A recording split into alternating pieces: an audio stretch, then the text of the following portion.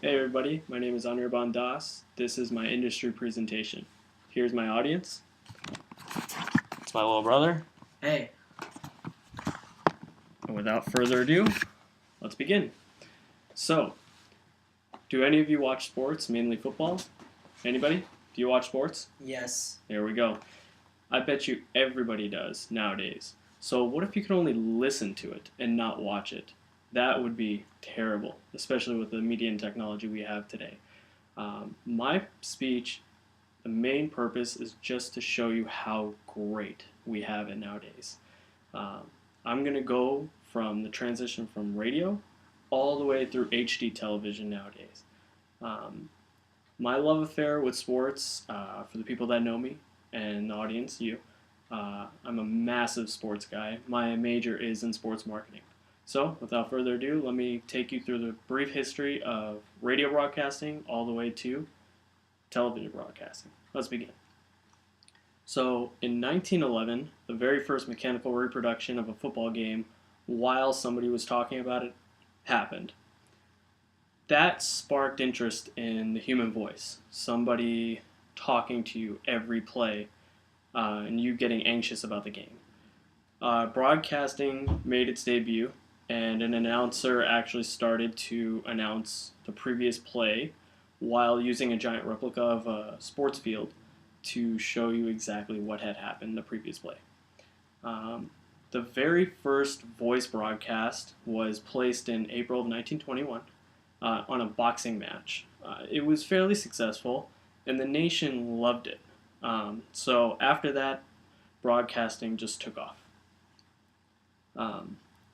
That was actually a main segue into vocal broadcasting, going into radio.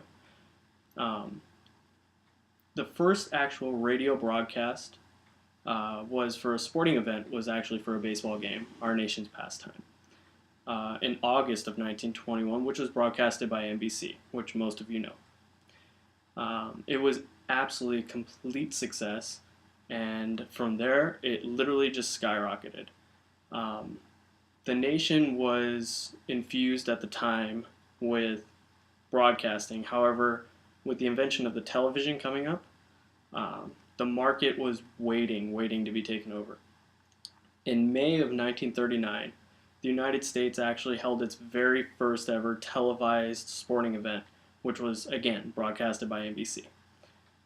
As great as it was, the NCAA actually took action and tried to restrict the broadcasting amount of football games.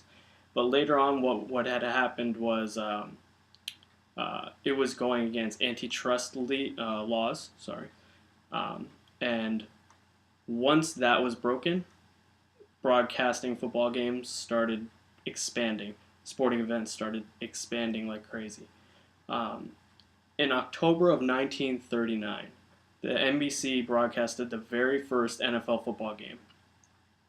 That was incredibly successful. That was the pivotal moment in history where broadcasting and television absolutely skyrocketed, and markets flourished, and